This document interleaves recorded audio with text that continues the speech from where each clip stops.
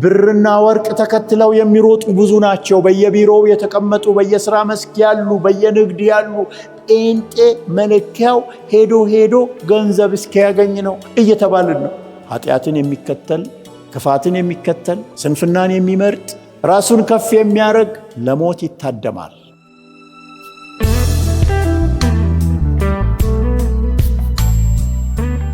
እንደምናመሻችሁ።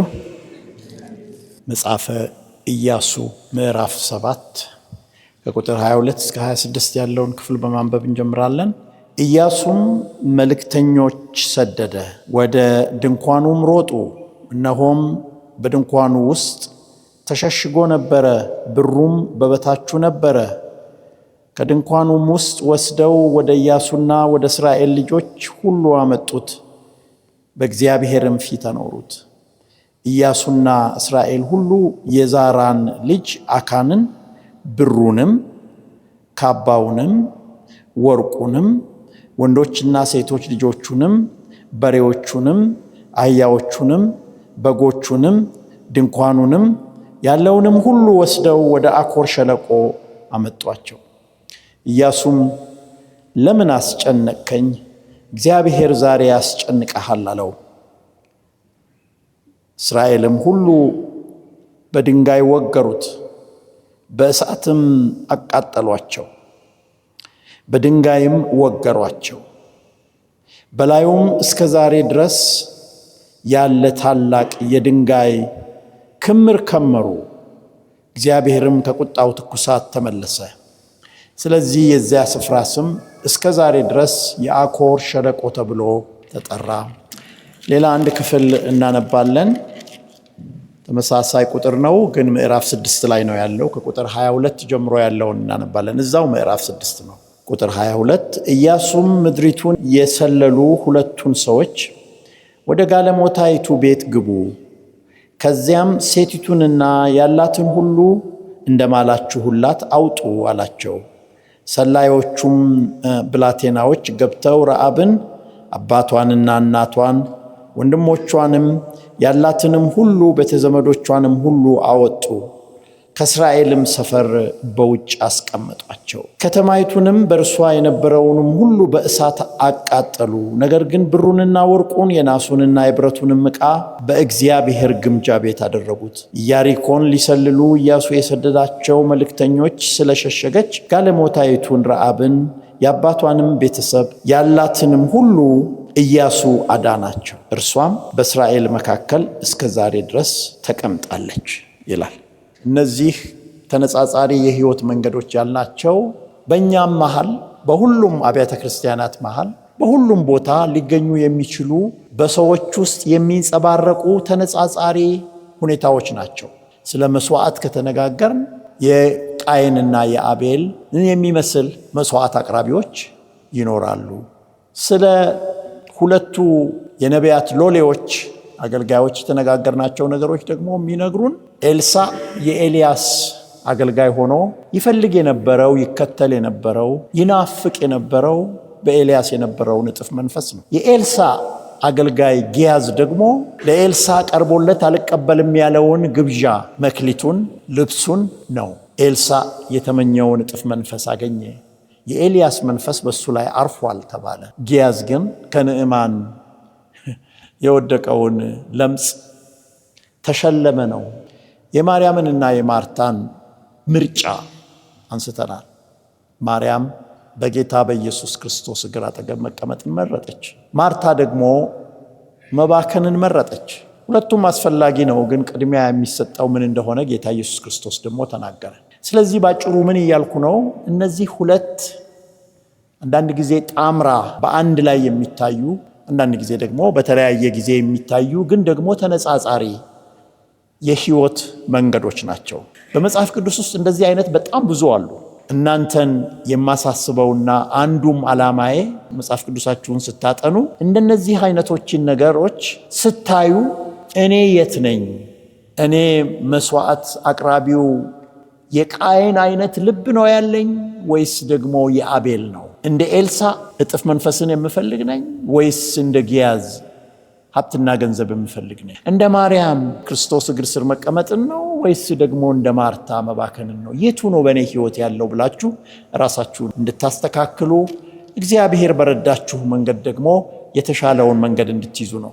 ዛሬ የምንመለከታቸው ሰዎች ካነበብኩት ነገር ግልጽ ሆኗል ብዬ አስባለሁ። ባለፉት ምሳሌዎችን የተከተላችሁ ዛሬ ምን ልል እንደምፈልግ በጣም እርግጠኛ ነኝ ብዙዎቻችሁ ገብቷችኋል። የጋለሞታይቱ ረዓብና የእስራኤላዊው አካን መታሰቢያዎችን ነው የምንነጋገረው። መታሰቢያዎች አሏቸው፣ እስከ ዛሬ የምናነሳበት መንገድ አላቸው። በመጨረሻ ህይወታቸው ምን እንደቀረ የሚያመለክት ነገር አለ። የእግዚአብሔር ቃል ይናገራል። ተነጻጻሪ ነው። ጋለሞታይቱ ረዓብ ከማን ጋር ስናነጻጽራት? ከእስራኤላዊው አካን ጋር። በጣም ሰፊ ክፍል ስለሆነና ታሪኩ ደግሞ በጣም ረጅም ስለሆነ በቃል አንዳንድ ነገሮችን እነግራችኋለሁ፣ አለፍ አለፍ እያልኩ እያነበብኩ። እንደው ብትችሉ ብትወዱ ፈቃዳችሁ ቢሆን ደግሞ ይህንን መጽሐፍ ክፍል ቢያንስ አሁን እኔ እስከምናገርበት ክፍል ያለውን ታሪክ ብትመለከቱ እኔ አሁን ከምናገረው በላይ ምናልባትም እኔ ከተረዳሁትና ካየሁት በላይ ትረዳላችሁ ብዬ አስባለሁ። ታሪኩ ሲጀምር በምዕራፍ 2 ኢያሱ ሙሴን ተክቶ ወደ ተስፋይቱ ምድር ለመግባት ተቃርበው ነበር እና ምዕራፍ 2 ምንድነው የሚነግረን? 2 ሰላዮችን ላከ። ወደ ኢያሪኮ ሊገቡ ነው እነሱ እና 2 ሰላዮችን ላከና እነዛ 2 ሰላዮች ሄዱ። ታስታውሳላችሁ፣ ኢያሱ ራሱ በአንድ ወቅት ሰላይ ነበረ። ሙሴ ልኮት 12 ሆነው ሄደው 10 የተለየ ነገር ተናገሩ። 2 እሱና ካሌብ ብቻ ናቸው ትክክለኛውን ነገር የተናገሩ እና ምናልባት 2 ያደረገበት ምክንያት ያንን አስቦ ይሆን እያልኩ ነበረ። 2 ሰላዮች በስውር ላከ። ህዝቡ ከሰማ ደግሞ ያለፈውን ታሪክ ስለሚያስታውስ ነው። መቼም እያንዳንዱን ነገር ከተነጋገርን በጣም ብዙና ጥልቅ የሆነ ነገር አለበት። ጊዜ ወስዳችሁ አጥኑ ብዬ ለምናችኋለሁ። እነሱ ሄዱ፣ ረዓብም ወደሚሏት ጋለሞታ ቤት ገቡ፣ በዚያም አደሩ ይላል። ቃሉ ራሱ ደስ የሚል ቃል አይደለም። ጋለሞታ እና ደግሞ ከነዓናዊት ጋለሞታ ናት ይህች ሴት። ለምን እሷ ቤት አደሩ ራሱ ብዙ ያጠያይቃል። ለህሊናችሁ ነፃነት ግን እኔ ሲመስለኝ አንዳንድ የመጽሐፍ ቅዱስ ማብራሪያ የጻፉ ሰዎች እንደ ቡና ቤት አይነት ነገር ነበራት፣ መኝታ ቤት ያለው ነገር ነበራት። ከስራዋም ጋር ስለሚገናኝ መኝታም ታከራይ ነበር። ምናልባትም እሷን የመረጡት ደግሞ ብዙ ሰው እዛ እየገባ እያደረ ስለሚወጣ እንዳይጠረጠሩ ይሆናል እንጂ ጋለሞታዋን ፈልጎ እንዳልሆነ ትርጉም እንደዛ እንዳይሆን ብዬ ነው። እና ወደ እሷ ገቡ። መግባታቸውን ንጉሱ ሲሰማ በቀጥታ ወደ እሷ መልእክተኞች ላከ። ክፍሉን ስትመለከቱ ምንም እዚህ የሌለ ነገር አይደለም የምነግራችሁ። እናንተ የምታውቁት ከዚህ በፊት ያነበባችሁት፣ ያላነበባችሁም ከሆነ ከዚህ ከመጽሐፍ ቅዱስ ያያየሁ ነው የምናገረው። ንጉሱ በቀጥታ የኢያሪኮ ንጉስ አገሩን ሊሰልሉ ወደዚህ በሌሊት ገቡ ሲባል ሰማና ወደ አንቺ የመጡት ወደ ቤትሽም የገቡትን ሰዎች አውጪ ብሎ ወደ ረዓብ ላከ። ከንጉስ መልእክተኛ መጥቶ ነገር መደበቅ ትችላላችሁ እንዴ? እንዴት አድርጋችሁ? ስንት ሰላዮች አሉ፣ ስንት አጥኚዎች አሉ። ሲገቡ አይተዋል። ደሞ ከፈለጉ ሊፈትሹ ይችላሉ። መደበቅ አይቻልም። ከንጉስ እንደው ከቀበሌ ሊቀመንበርም ቢመጣ ቀላል አይሆን። እሷ ግን ቆርጣለችና እውነት ነው መጥተው ነበረ፣ ገብተው ነበረ፣ ግን ጨለምለም ሲል ወጥተው ሄደዋል ብላ አለች። እና እነሱን ሰገነቱ ላይ ያወጣችና በተልባ እግር ውስጥ ሸሸገቻቸው። ሰዎቹን ሸሸገቻቸው። እና ከዛ በኋላ እነዛ ተመልሰው ተከታተሏቸው፣ እንደውም ርቀው አልሄዱም ብላ ላከቻቸውና ሲመሽ እነዚህ ሰዎች ሳይተኙ ወደ እነሱ ጋር ሄደች። እና እነሱ ጋር ሄዳ የተናገረችውን ነገር ቶሎ ብዬ ላንብብላችሁ። ሰዎቹንም እንዲህ አለቻቸው፣ ሰላዮቹን፣ እግዚአብሔር ምድሪቱን እንደሰጣችሁ እናንተንም መፍራት በላያችን እንደወደቀ በምድሪቱም የሚኖሩት ሁሉ ከፊታችሁ እንደቀለጡ አወቅኩ። እግዚአብሔር ብላ ነው የጀመረችው። እቺ እኮ ከነዓናዊት ናት። እግዚአብሔርን ማምለክ የምታውቅ አይደለችም። ጣዖት ነው የሚያመልኩት። እና አጀማመሯን ራሱ ተመልከቱ። እና ምድሪቱ ለእናንተ ተሰጥታለች አለች። እና ደግሞ በምድሪቱ የሚኖሩ ሁሉ ከፊታችሁ እንደቀለጡ አውቄአለሁ። ፍርሃት በላያችን ወድቋል። ሰላዮቹ የሚፈልጉት መረጃ እኮ ነው ይሄ። ሊያጣሩ እኮ የመጡት ነገር አንዱ ይሄ ነው። የሰው ሐሳብ ምንድነው? ስነ ልቦናው ምንድነው? ዝግጅቱ ምንድነው? እንደገና ደግሞ ምን ያህል ኃይል አለ ነው። ምናልባት እኮ በእግዚአብሔር የሚመሩ አይደሉም ወይ? ምን ያስፈልጋቸዋል ይሄንን ማጥናት? ሚሊተሪ ስትራቴጂ ለምን ያስፈልጋቸዋል ብላችሁ እንደማትጠይቁ እርግጠኛ ነኝ። በኋላ ይገርማችኋል። በዚህ ቁጥር ምዕራፍ መጨረሻ ላይ እነሱ ራሳቸው ሄደው ለኢያሱ ሪፖርት ሲያደርጉ ይሄንን ቃል ነው የተጠቀሙት። ምን ብለው ነው የተናገሩት? ወደ ኢያሱ ተመልሰው በእውነት እግዚአብሔር አገሩን ሁሉ በእጃችን አሳልፎ ሰጥቷል፣ በአገሩም ውስጥ ያሉ ሰዎች ሁሉ በፊታችን ይቀልጣሉ አሉ። እና ይሄን አለች። ብቻ አይደለም ያለችው፣ ከግብፅ ምድር በወጣችሁ ጊዜ እግዚአብሔር የኤርትራን ባህር በፊታችሁ እንዳደረቀ በዮርዳኖስ ማዶ በነበሩት እናንተም ፈጽማችሁ ባጠፋችኋቸው በሁለቱ በአሞራውያን ነገሥታት በሴዎንና በኦግ ያደረጋችሁትን ሰምተናል። ስለ ቀይ ባህርም ሰምተናል። ይህንንም ነገር ሰምተን ልባችን ቀለጠ። ከዛ በኋላ የተናገረችው በጣም ወሳኝ ነው። አምላካችሁም እግዚአብሔር በላይ በሰማይ በታችም በምድር እርሱ አምላክ ነውና ከናንተ የተነሳ ከዚያ ወዲያ ለማንም ነፍስ አልቀረለት። አምላካችሁ እንደዚህ ነው አለች። ይቺ ሴት የእስራኤላውያንን አምላክ ተቀብላለች፣ ተለውጣለች፣ ተመልሳለች። እግዚአብሔርን የምታመልክ ሰው ሆናለች። ለምን? አያችሁ የተናገረችውን በሰማይም በምድርም የለም። ታስታውሳላችሁ፣ ተናግሬዋለሁ ይመስለኛል ባለፈው ሳምንት ሶሪያዊው የጦር ጀነራል ንዕማን ኤልሳ ጋር ሲመጣ ያለውን ቃል ታስታውሳላችሁ። ተናግሬያለሁ ባለፈው ሳምንት ይመስለኛል። ሳልል አላልፍም። ምክንያቱም ስጦታውን ከመስጠቱ በፊት በእናንተ ዘንድ በቀር አምላክ የለም ብሎ ነበር። ይችም ደግሞ አለች እነሱ አማኝ ሆነች ማለት ነው በእስራኤል አምላክ። እና አሁንም እባካችሁ አለች ቀጥላ፣ አሁንም በእግዚአብሔር ማሉልኝ፣ በእውነትም ምልክት ስጡኝ። እኔ ለእናንተ ቸርነት እንደሰራው እናንተ ደግሞ በአባቴ ቤት ቸርነት እንድትሰሩ አባቴንና እናቴንም ወንድሞቼንና እህቶቼንም ያላቸውንም ሁሉ እንድታድኑ ሰውነታችንንም ከሞት እንድታድኑ ብላ ለመነች። ገብቷታል። ምድሩ ተሰጥታለች። ታሸንፋላችሁ። አምላካችሁ እሱን የሚተካከል የለም። እኛን አድኑን። ኢያሪኮ በሙሉ ልትጠፋ ነው። እኛን አድኑንና እናንተ እዚህ ስትገቡ የእናንተ ወገን አድርጉን ነው ጥያቄ። ከነዓናዊት ጋለሞታ ነች እቺ። ከዛ እነሱ ቃል ገቡላት፣ ይህንን ነገር ለማንም ባትናገሪ እናደርጋለን። እንዲያውም በአዲሱ መደበኛ ትርጉም ነፍሳችንን ስለ ነፍሳችሁ እንሰጣለን፣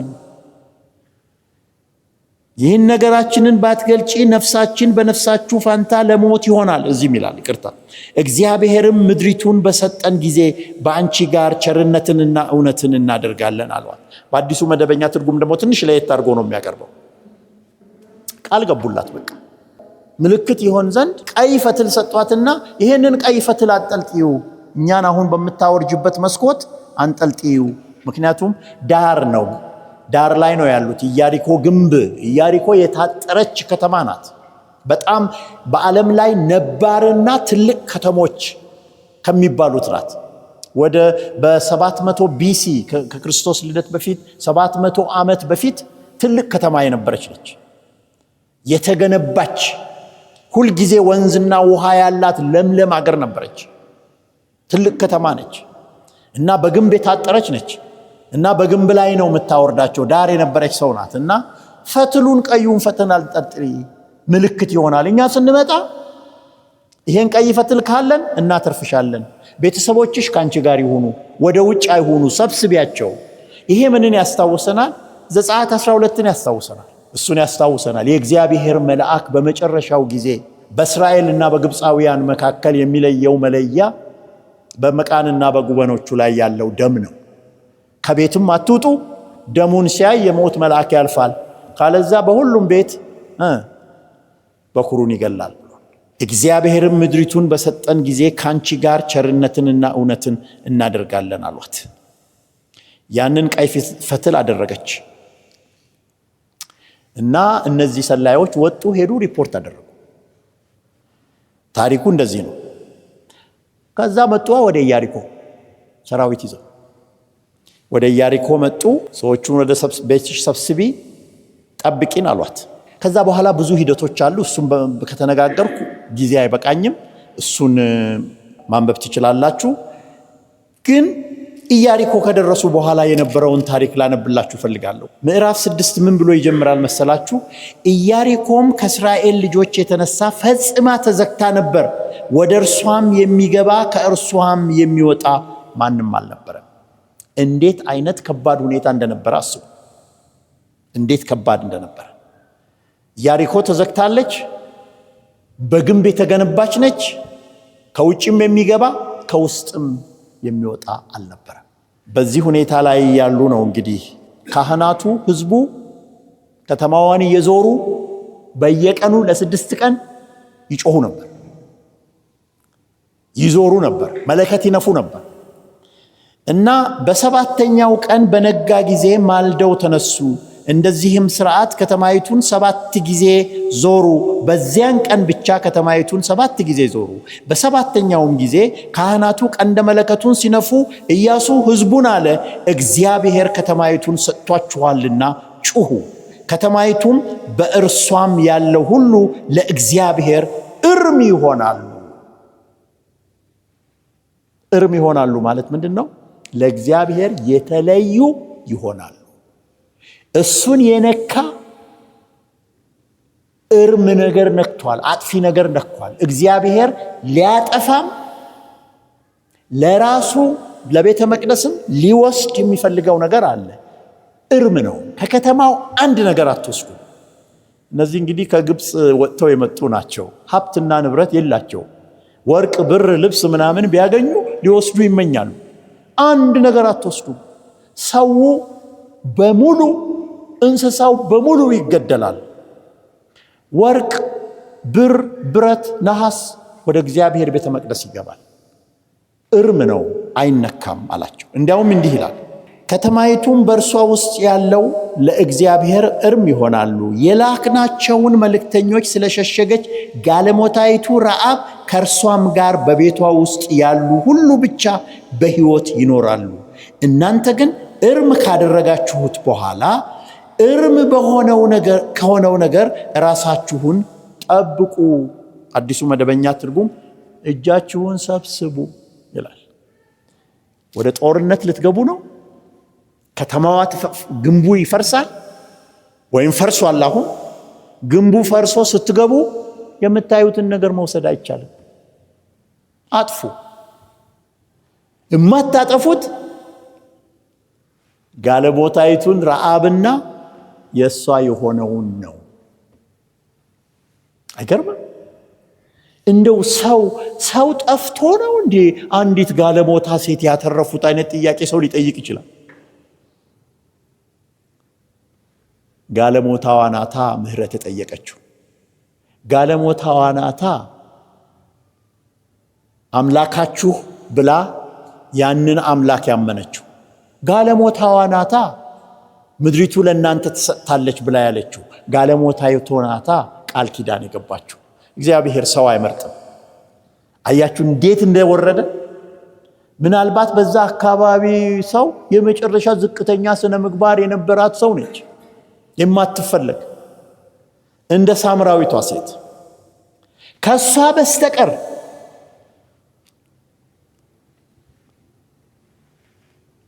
አንድም ነገር እንዳታተርፉ እርም ከሆነው አንዳች የወሰዳችሁ እንደሆነ የእስራኤልን ሰፈር የተረገመ ታደርጉታላችሁ፣ ታስጨንቁትም አላችሁ። ነገር ግን ብርና ወርቅ ሁሉ የናስና የብረትም ዕቃ ለእግዚአብሔር የተቀደሰ ይሁን፣ ወደ እግዚአብሔርም ግምጃ ቤት ይግባ። ሌላው ይገደል፣ ይቃጠል። ከዛ ጮሁ፣ ቅጥሩ ወደቀ፣ ገቡ። ቅድም ያነበብኩት ክፍል ላይ ደረስን። አሁን ያነበብነው ክፍል ስለሆነ በደንብ ትከታተሉኛላችሁ። እስካሁን ታሪኩ ጋር እንዲያያዝ ነው የተናገርኩት። ኢያሱም ምድሪቱን የሰለሉ ሁለቱን ሰዎች ወደ ጋለሞታይቱ ቤት ግቡ፣ ከዚያም ሴቲቷንና ያሏትን ሁሉ እንደማላችሁላት አውጡ። ስለዚህ ሰላዮቹ ገቡ። እንዲህ ይላል፣ ረዓብን አባቷንና እናቷን ወንድሞቿንም ያላትን ሁሉ ንብረት ነው ያላትን ሁሉ ቤተ ዘመዶቿንም ሁሉ አወጡ፣ ከእስራኤልም ሰፈር ውጭ አስቀመጧቸው። ለምን ከእስራኤል ሰፈር ውጭ አስቀመጧቸው? አሕዛብ ናቸው እነዚህ። ከእስራኤል ጋር ለመቀላቀል መፈጸም ያለባቸው የመንጻት ሕግ አለ። ምናልባት መገረዝም ያስፈልጋቸዋል። ግን ተረፉ። ሁሉ በኢያሪኮ በዛች በታላቂቷ ከተማ በዝነኛዋ ከተማ ከ700 ዓመት በፊት ከጌታ ኢየሱስ ክርስቶስ ልደት በፊት በጣም ታዋቂ የነበረች ለም በግንብ የታጠረች ጠንካራ ምድር ውስጥ የነበሩ ሁሉም አለቁ። ነፍስ ያለው ሁሉ አለቀ። ብር፣ ብረት፣ ወርቅ፣ ነሐስና ወደ እግዚአብሔር ግምጃ ቤት ገባ። ማን ተረፈ? ጋለሞታዊቱ ረዓብና ቤተዘመዶቿ። እንዴት ይገርማል! የእግዚአብሔር ጸጋ እንዴት ይገርማል! በኋላ በዚህ ነው የሚጨርሰውና አሁን ብዙ አልናገርም። ከተማይቱንም በእርሷ የነበረውን ሁሉ በእሳት አቃጠሉ። ነገር ግን ብሩንና ወርቁን ወደ እግዚአብሔር ግምጃ ቤት አደረጉት። ኢያሪኮን ሊሰልሉ ኢያሱ የሰደዳቸውንም መልእክተኞች ስለሸሸገች ጋለሞታይቱን ረዓብን የአባቷንም ቤተሰብ ያላትን ሁሉ ኢያሱ አዳናቸው። እንዲህ ይላል፣ እርሷ በእስራኤል መካከል እስከ ዛሬ ተቀምጣለች ይላል። እስካሁን ማለት አይደለም፣ ይሄ እስከ ተጻፈበት ጊዜ ድረስ ተቀምጣለች። ሁሉ ጠፍቶ እሷ ተቀምጣለች። መታሰቢያዋ ሁሉን አጠፋ። ረዓብንና የእርሷ የሆነውን አተረፈ። ሁሉን አጠፉ፣ ረዓብንና የእሷ የሆኑትን አተረፉ። አጥፉ፣ አትርፉ ነው የተባሉት። አጥፉ ሌላውን ሁሉ፣ አትርፉ ረዓብንና የእሷ የሆነውን። ይሄ ሆነ። ያስገርማል። የዚህ ሴትዮ መታሰቢያ በጣም የሚያስገርም ነው። እዚህ አላቆምም። የሷ እስከ ዛሬ በእስራኤል መካከል በእስራኤላውያን መካከል አለች ብቻ ሳይሆን ወደ አዲስ ኪዳን መጣና ወደ አዲስ ኪዳን ሲመጣ ደግሞ እሷ እንዴት ባለ መንገድ እንደተጠቀሰች የምታውቁ ይመስለኛል። ስለ እምነቷ አንዳንዱን ባነብላችሁ ደስ ይላል። ስለ እምነቷ እንዲህ ተጽፏል። ዕብራውያን 11 ቁጥር 31 ላይ የኢያሪኮ ቅጥር 7 ቀን ከዞሩበት በኋላ በእምነት ወደቀ፣ ጋለሞታይቱ ረዓብ ሰላዮችን በሰላም ስለተቀበለቻቸው ከማይታዘዙ ጋር በእምነት አልጠፋቸው። አያችሁ፣ መታሰቢያዋ በአዲስ ኪዳን የሚነሳል ብቻ አይደለም ወገኖቼ። ያዕቆብ ደግሞ እንደዚህ ጽፏል። ምዕራፍ 2 ቁጥር 24 እንዲህ ይላል፣ ሰው በእምነት ብቻ ሳይሆን በሥራ እንዲጸድቅ ታያላችሁ። እንደዚሁም ጋለሞታይቱ ረዓብ ደግሞ መልእክተኞችን ተቀብላ በሌላ መንገድ በሰደደቻቸው ጊዜ በስራ አልጸደቀችምን? አያችሁ መታሰቢያዋ የት ድረስ እንደመጣ እቺ ሴት። ከሁሉ በላይ ደግሞ የሚያስገርመኝ በማቴዎስ ወንጌል 1:5 ላይ ያለው እንዲህ ይላል፣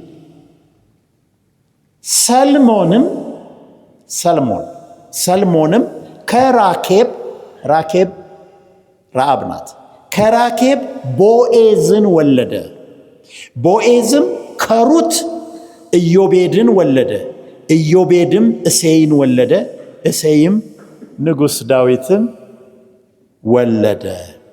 ክርስቶስ የተባለውን ኢየሱስን የወለደች የማርያም እጮኛ ዮሴፍን ወለደ። ሲጨርስ ይሄ ያረግ ረዓብ ምን ውስጥ ገባች? የኢየሱስ ክርስቶስ የመሲሁ የዘር ግንድ ውስጥ ገባች። በሩትና በራኬብ በጣም ነው ምቀናው እኔ እና ደግሞ ደስ ይለኛል።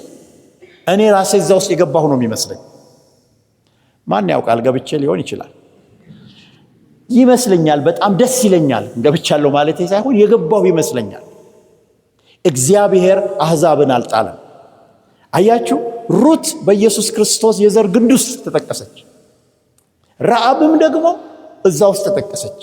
መታሰቢያዋ አስገራሚ መታሰቢያ።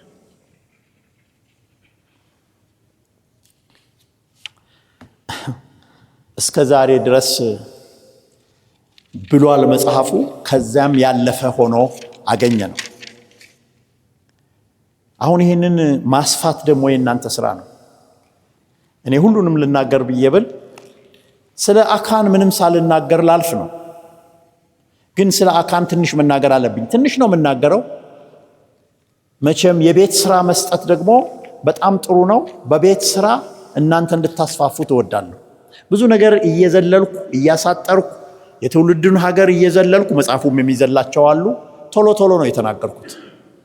ሄጄ መደመድምበት ነገር ግን ጭብጡን ይነግራችኋል። ድምዳሜው ላይ ሳልደርስ እንዳልቆረጥ ነው ቶሎ እያልኩ ሄድኩት። ቅድም ሰማችሁት አይደለም? ታሪኩን ቅድም እንደሰማችሁት ምዕራፍ እንግዲህ ኢያሪኮ በቃ ተወሰደች፣ በጩኸት ፈረሰች። ጩኸት ዝም ብሎ ጩኸቱ አይደለም። አንዳንድ ሰዎች ምን ብለው ያስባሉ? ጩኸቱና መለከቱ ሲነፋ እንትን አለ አይደለም፣ ድምፁ ነው ያፈረሰው ግንብን ይላሉ ብለው ይናገራሉ። የእግዚአብሔር ተአምራት ነው ላለማለት እኮ ላለማለት ነው። እሱ አይደለም። እግዚአብሔር ከነሱ ጋር ሆኖ የሰራው ስራ ነው። በእነሱ የሰራው ስራ ነው ማለት ነው። ከነሱ ጋር ሆኖ ሳይሆን በእነሱ የሰራው ስራ ነው። ኢያሪኮ እንደዛ የታጠረች ተወረረች። እዛ ያሉ ሁሉ አለቁ ከረዓብና የሷ ከሆኑት በስተቀር። አሁን ምን ሆኗል? ቁጥር ምዕራፍ 7 ላይ የእስራኤል ልጆች ግን እርም በሆነው ነገር በደሉ። ከይሁዳ ነገድ የሆነ አካን እርሱም የከረሚ ልጅ የዘንበሪ ልጅ የዛራ ልጅ እርም ከሆነው ነገር ወሰደ፣ ከተከለከለው ነገር። የእግዚአብሔርም ቁጣ በእስራኤል ልጆች ላይ ነደደ። ግን ክፍሉ ሲጀምር ምን እንዳለ ታውቃላችሁ አይደል? ይታያችኋል። የእስራኤል ልጆች ግን አካን ግን አይደለም ያለው፣ አንድ እሱ ነው የበደለው። የእስራኤል ልጆች ግን እርም በሆነው ነገር በደሉ። እሱና ቤተሰቡ ብቻ ነው ያንን ያደረገው። የእግዚአብሔር ቁጣ በእስራኤል ልጆች ላይ ነደደ። እንደ ኢያሪኮ ድል በድል አይደለም። ከዛ ጋይ ወደምትባል ቦታ ለጦርነት ሄዱና ተሸነፉና እነዚህ የጋይ ሰዎች እስራኤላውያንን የጋይም ሰዎች ከእነርሱ 36 ያህል ሰዎችን መቱ። ከበሩ እስከ ሸባሪም ድረስ አባረሯቸው፣ በቁልቁለቱም መቷቸው። የሕዝቡም ልብ ቀለጠ። የማን ሕዝብ? የእስራኤል ሕዝብ። አሁን ልብ መቅለጥ ወደ እነሱ መጣ። ቀለጠ፣ እንደ ውሃም ሆነ። ለምን? በድለዋል። አንድ ቤተሰብ ነው የበደለው፣ የሁሉ ሆነ። ከዚህ ቀጥተኛ ርዕሳችን ባይሆንም እንዴት በክርስቶስ ማህበረሰብ ውስጥ አንድ ቤተሰብ ሲበድል እንዴት እግዚአብሔርን እንደሚያሳዝን እንድታስቡ ወዳለሁ። ይሄን እንድታስቡ ወዳለሁ። እያንዳንዳችን በእግዚአብሔር ቤት ውስጥ የምንመላለስበት መንገድ ለማህበረሰቡ፣ ለክርስቶስ ማህበረሰብ፣ ለቤተ ክርስቲያን እንዴት አይነት አንድምታ እንዳለው እንድታስቡ ወዳለሁ። ተሸነፉ። ኢያሱ ልብሱን ቀደደ፣ ሽማግሌዎቹም ልብሳቸውን ቀደዱ፣ አለቀሱ፣ ጮሁ። ምን እንላለን? አሕዛብ ምን ይሉናል አሉ። እግዚአብሔር ኢያሱን ለምን በግንባርህ ተደፍተሃል? ቁም፣ እስራኤል በድሏል፣ ያዘዝኋቸውንም ቃል ኪዳኔን አፍርሰዋል። ከዛ በኋላ ሄዶ ማን ጥፋተኛ ሆኖ ተገኘ? ማን ነው ጥፋተኛ ሆኖ የተገኘው? አካን። አካን እንዲህ አለ ሲናዘዝ፣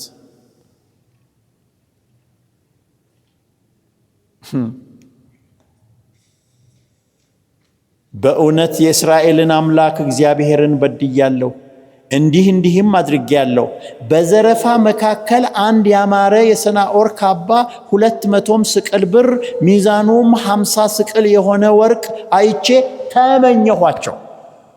የኃጢአት ሂደት የታወቀ ነው። መጀመሪያ ተመኘኋቸው፣ ወሰድኋቸውም፣ እነሆም በድንኳኔ ውስጥ በመሬት ተሸሽገዋል። ብሩም ከሁሉ በታች ነው ያለው። ተሸሽገዋል። ጋለሞታይቱ ሴት ምንድነው የሸሸገችው? ሰላዮች። ይሄ ደግሞ የሸሸገው ምንድነው? እርም የሆነ ነገር። አያችሁ ንጽጽሩ? ያውም እስራኤላዊ እኮ ነው። ያውም ከይሁዳ ወገን ነው። ከይሁዳ ወገን ካባ፣ ወርቅ፣ ብር ተመኘው። አትንኩ፣ እርም ነው፣ ወይ ይቃጠላል ወይ ለእግዚአብሔር ነው ብሏል። ይሄን አደረገ። በዚህ ምክንያት እስራኤል ተሸነፈ እና ኢያሱም ለምን አስጨነቅከኝ አለው። ለምን አስጨነቅከኝ? እግዚአብሔር ዛሬ ያስጨንቅሃል። ጋለሞታይትን ረዓብ አሳረፋት። አካንን ደግሞ አስጨነቀው። እግዚአብሔር ያሳርፋል፣ ያስጨንቃል። ወገኖች ያመፁ ይጨነቃሉ፣ በሱ ያመኑ የታዘዙ ያርፋሉ። ይሄ ሌላ ክፍል ነው። ሌላ ስብከት ነው የሚሆነው። ንጽጽሩን ብቻ ተመልከቱ። ከዛስ እቺን በደንብ እንድታዳምጡኝ ይፈልጋል። እስራኤል ሁሉ በድንጋይ ወገሩት ተሰብስበው፣ አካንን፣ ጎረቤቱም ሳይቀር ይመስለኛል፣ ዘመዶቹም ሳይቀሩ ይመስለኛል፣ ወገሩት። በእሳትም አቃጠሏቸው። እነማንን ብትሉ ብሩን፣ ካባውን፣ ወርቁን፣ ወንዶችና ሴቶች ልጆቹንም፣ በሬዎቹን፣ አህያዎቹን፣ በጎቹን፣ ድንኳኑን ያለውንም ሁሉ ወስደው ወደ አኮር ሸለቆ አመጡ። በዚያ ወገሯቸው፣ አቃጠሉ። ሚስትየው አልተጠቀሰችም። በነገራችን ላይ ለምን እንደሆነ በጣም ትክክለኛ መልስ የለኝም። ሚስትየው አልተጠቀሰችም። የኔ ግምት ምንም ወሳኝ ነገር ዶክትሪንን የሚነካ አይደለም፣ ግን ዝም ብሎ የኔ ግምት ወይ እሷ አልተባበረችም፣ ስለዚህ አልተወገረችም፣ ወይ ሚስቱ ሞታለች። ከሁለት አንዱ ነው የሚሆነው፣ ግን መጽሐፍ ቅዱስ ዘሎታል። ልጆቹ ለምን ተወገሩ የሚል ሰው ሊኖር ይችላል። ልጆቹም ተባብረዋል ማለት ነው። በወላጆች ኃጢአት ልጆችን አይቀጣም እግዚአብሔር፣ ግን ልጆቹም አድርገዋል። ያለው ሀብት ቀድሞ የነበረውም ሀብት ጭምር ሁሉ ሳይቀር ተወገሩ፣ ተቃጠሉ። በላዩም እስከ ዛሬ ድረስ ያለ ታላቅ ድንጋይ ክምር ከመሩ። እስከ ዛሬ ድረስ ይሄ እስከተጻፈበት ጊዜ ድረስ የድንጋይ ክምር ተወግሮ ተቃጥሎ ንብረቱ ልጆቹ አብረው ተቃጥለው ድንጋይ ተከምረዋል። የወገሩበት ድንጋይ፣ የወረወሩት ድንጋይ ተከምሮ እግዚአብሔርም ከቁጣው ትኩሳት ተመለሰ። መጨረሻው እንዲህ ይላል፣ ስለዚህም የዚያ ስፍራ ስም እስከ ዛሬ ድረስ የአኮር ሸለቆ ተብሎ ተጠራ። የአኮር ሸለቆ በነገራችን ላይ ለረጅም ጊዜ ስሙ ነበር። የአኮር ሸለቆ ከአካን ነው የተወሰደው። አኮር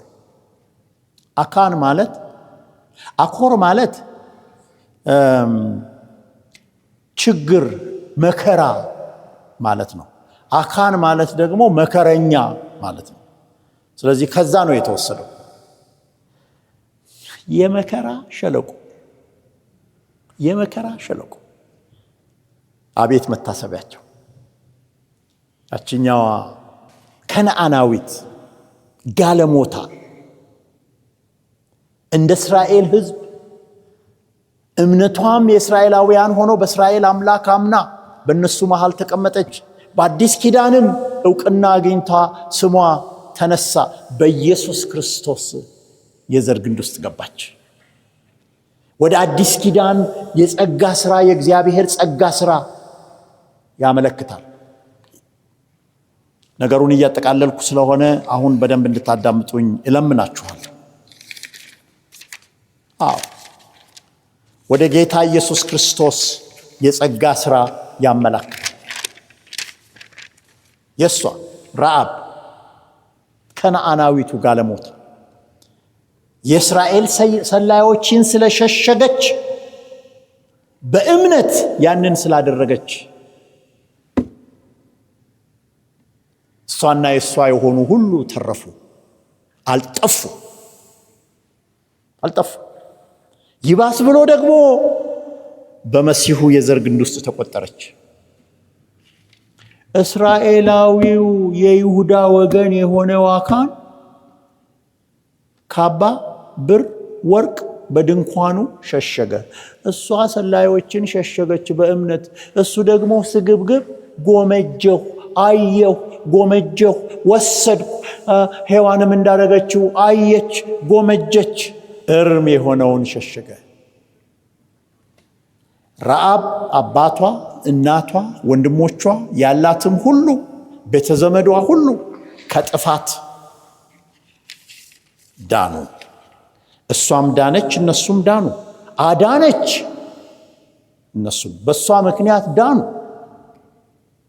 አካን ግን ብሩ፣ ካባው፣ ወርቁ፣ ወንዶች ልጆቹ፣ ስለ ባለቤቱ ቅድም ተናግሬያለሁ፣ ሴቶች ልጆቹ፣ በሬው፣ አህያው፣ ሁሉም ድንኳኑ ያለው ሁሉ በድንጋይ ተወገረ፣ በእሳት ተቃጠለ። ምን ቀርቷል አሁን? የድንጋይ ክምር። አካን ሲባል ምን ይመጣል? ምን ትዝ ይላል ማለት ነው ለሰው? የድንጋይ ክምር፣ የአኮር ሸለቆ፣ የመከራ ሸለቆ። አቤት! ያውም እስራኤላዊ፣ ያውም የይሁዳ ልጅ፣ የይሁዳ ወገን።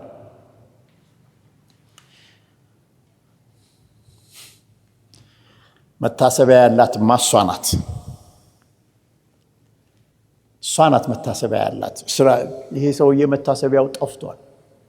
መልካም መታሰቢያ የለው። ክፍሉን በደንብ እንድታነቡ ለምናችኋለሁ፣ እንድታጠኑ። ረዓብ ተረፈች፣ አረፈች፣ አተረፈች፣ አሳረፈች። አካን ተጨነቀ፣ ተወገረ፣ ሞተ። ክምር መታሰቢያ ብቻ ትቶ አለፈ። ማሰሪያው እንዲህ ነው ወገኖቼ። እናንተ ብዙዎቻችሁ ወጣቶች ናችሁ። ሩቅ ረዥም መንገድ ትጓዛላችሁ በሕይወታችሁ። በሕይወት መንገድ ላይ ደግሞ ብዙ አይነት ምርጫ አለ። የምትመርጡት ነገር ለሕይወት ወይም ለጥፋት ነው። ከሞት የሚሸሽ፣ ከክፋት የሚሸሽ፣ ከኃጢአት የሚሸሽ ሕይወትን ይታደላል። ኃጢአትን የሚከተል፣ ክፋትን የሚከተል፣ ስንፍናን የሚመርጥ፣ ራሱን ከፍ የሚያደርግ ለሞት ይታደማል። ዛሬ በእግዚአብሔር ቤት አትንኩ የተባለ ነገር አለ። አትንኩ። የእግዚአብሔር ብቻ ነው። የእግዚአብሔርና የእግዚአብሔር ብቻ ነው፣ አትንኩ የተባለ ነገር አለ። ለምሳሌ ያህል ምን? ክብር። ክብር ክብር የማን ነው? የእግዚአብሔር ነው። ክቡር ማይክሮፎንን የያዘው ሰው አይደለም። ወጣቶች ሆይ እለምናችኋለሁ፣ ገና ብዙ መንገድ ስለምትጓዙ ነው እንጂ እናንተ ከሰው የተለየ ኃጢአተኛ ስለሆናችሁ እኮ አይደለም። ብዙ ጉዞ ይጠብቃችኋል።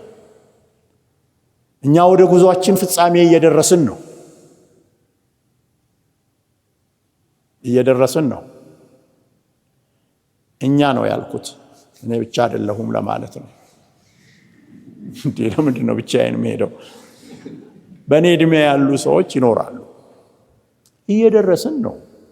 ካሁን በኋላ አዲስ እቅድ ልናወጣ፣ ካሁን በኋላ አዲስ የሥራ መስክ ልንፈልግ፣ ካሁን በኋላ አዲስ የትምህርት ዘርፍ ልንፈልግ፣ ካሁን በኋላ አዲስ የሥራ ዘርፍ ልንፈልግ፣ ካሁን በኋላ ስለ ትዳር ልናስብ፣ ካሁን በኋላ ስለ ሌላ ገና ብሎ እንደሚጀምር ሰው ልናስብ አንችልም።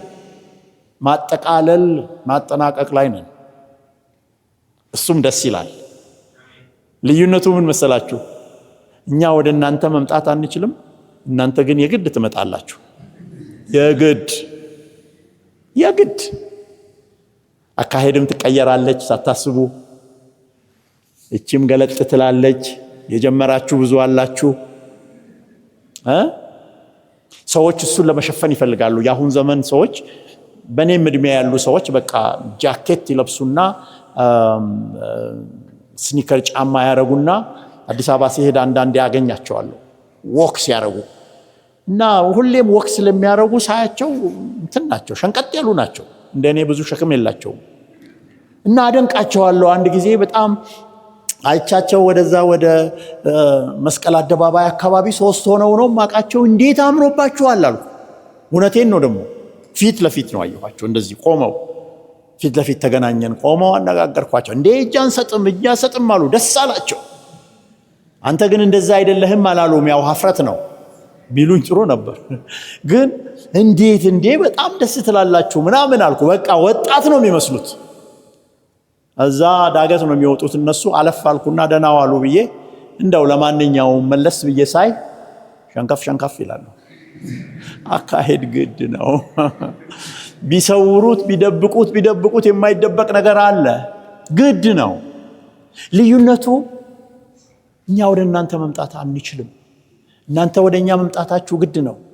መንገዳችሁ ሩቅ ነው። ገና ብዙ ትቆያላችሁ። እግዚአብሔር ይርዳችሁ። አዎ ይርዳችሁ። እግዚአብሔር ከነዚህ 2 ነገሮች የቱን እንደምትመርጡ ማስተዋልም ጥበብም ጉልበትም ይስጣችሁ። ተነጻጻሪዎቹ ነገሮች በእግዚአብሔር ቤት ክብር አለ። ክብር እኮ የእግዚአብሔርና የእግዚአብሔር ብቻ ነው። ግን እንደሱ እየሆነ አይደለም።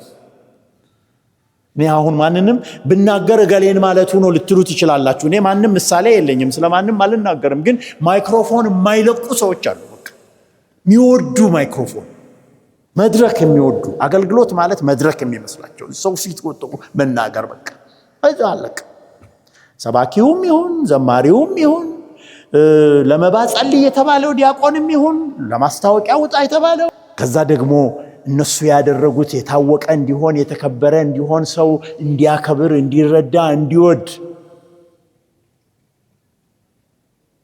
ክብር ምን አይነት መስዋዕት ነው እሱ? ምን አይነት መስዋዕት፣ ምን አይነት መዝሙር ነው የሚሆነው? ምን አይነት ስብከት ነው የሚሆነው? ምን አይነት ጸሎት ነው የሚሆነው? የፈሪሳዊው ነው የቀራጩ ነው የሚሆነው? ምን አይነት ምኞት አለን በእግዚአብሔር ቤት? ምኞት እኔ የምፈልገው እንደዚህ ነው። መቼም ምኞት አንዳንዴ ወዳችሁት አይመጣም። መንፈሳዊ ነገር መመኘት በጣም ጥሩ ነው። መመኘት ጥሩ ነው፣ አይከለከልም። ግን የተመኘነውን እንዳገኘን ሆኖ መገኘት አደገኛ ነው። አዎ እንደ ኤልሳ የኤልያስን መመኘት ምን ክፋት አለው? ምንም። ግን መንፈሱ ሳይመጣ እኔ ኤልሳ ነኝ ማለት አደገኛ ነው። ዛሬ እንደ ጊያዝ ብርና ወርቅ ተከትለው የሚሮጡ ብዙ ናቸው። በየቢሮው የተቀመጡ፣ በየሥራ መስክ ያሉ፣ በየንግድ ያሉ። ጴንጤ መለኪያው ሄዶ ገንዘብ እስኪያገኝ ነው። ጴንጤ መለኪያው ሄዶ ሥራ እስኪይዝ ነው እየተባልን ነው። መለኪያው ግድ የለም ይሂድ። እኔ ድሮ ወገኖቼ ጌታን ስቀበል እርግጥ ልጅ ነው የነበርኩት።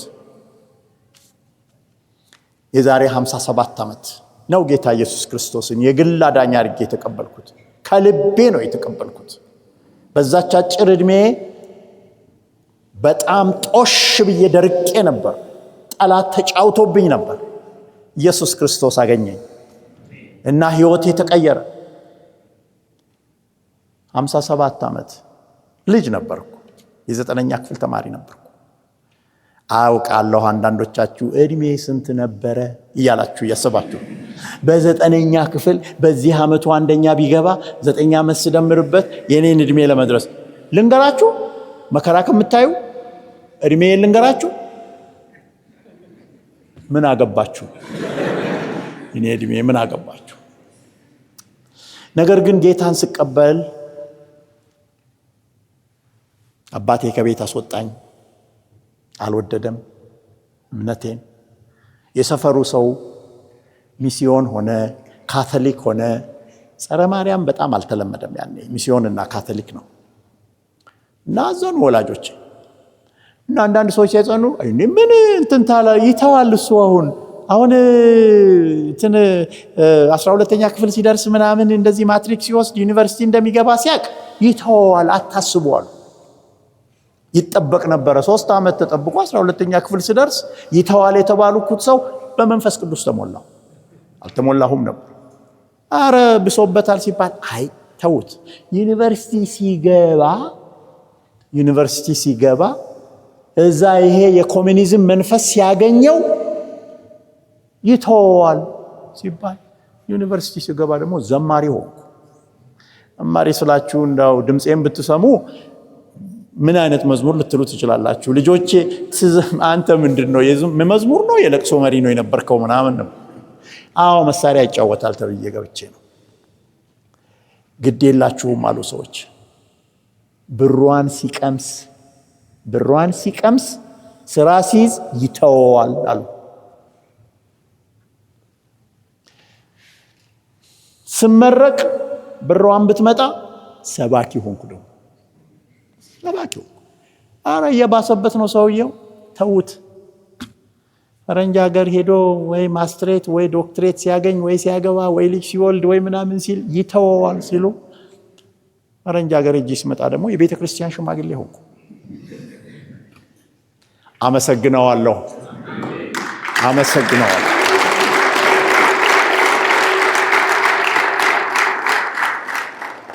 እጅግ ቢያንስ በቃ የመጨረሻው መነሻችሁ የመጨረሻው ዝቅተኛው ደረጃ የኔን እንዲያደርግላችሁ እመኛለሁ።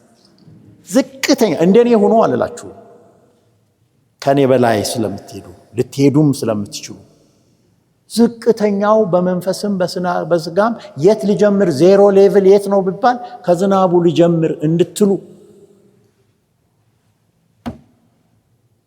ያደርጋችሁ። የህይወት ጣምራ መንገዶች ተነጻጻሪ ናቸው። የምትመርጡትን ወስኑ። ዋጋ ያስከፍላል። ዋጋ ለመክፈል ሰማያዊውን ለመመኘት ምድራዊውን ሳይሆን መጨረሻ ላይ መታሰቢያችሁ ደግሞ ለትውልድ እንደዚህ ሴት ትውልድ ዘልቃ ይኸው እስከ ዛሬ ድረስ ትታሰባለች እኮ በበጎ። እንደዛ ያርጋችሁ።